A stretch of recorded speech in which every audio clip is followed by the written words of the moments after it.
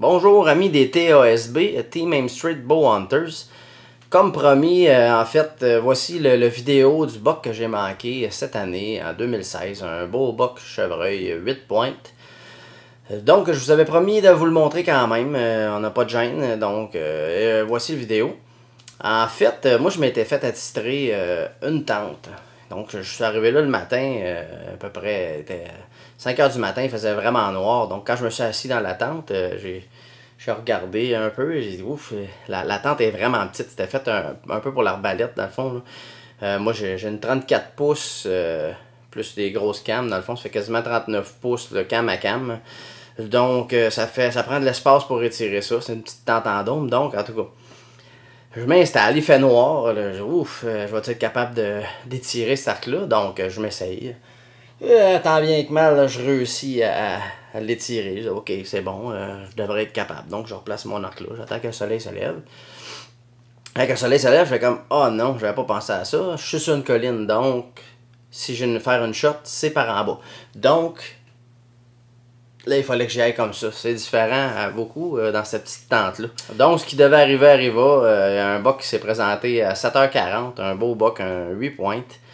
Dans le fond, c'est ça. J'attendais, il était tout le temps face à moi. Dans le fond, j'attendais ma shot. À un moment donné, j'ai vu une belle fenêtre, une belle place où faire mon tir.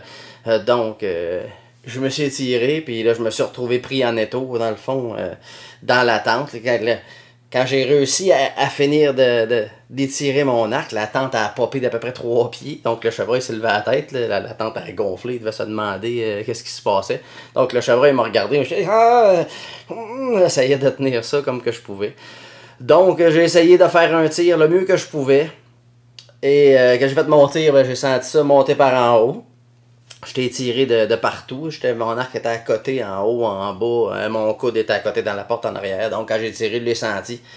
J'ai perdu le visuel. J'ai entendu un bon son dans un arbre, dans le fond. Fait que...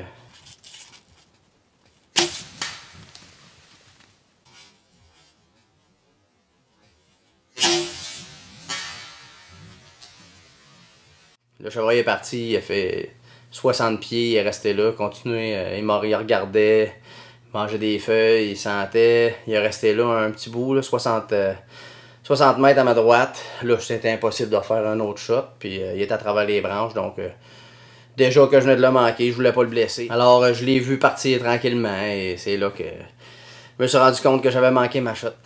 Et en 6 jours, en fait, ça a été le seul et unique chevreuil que j'ai vu. Alors, j'ai pas pu me reprendre.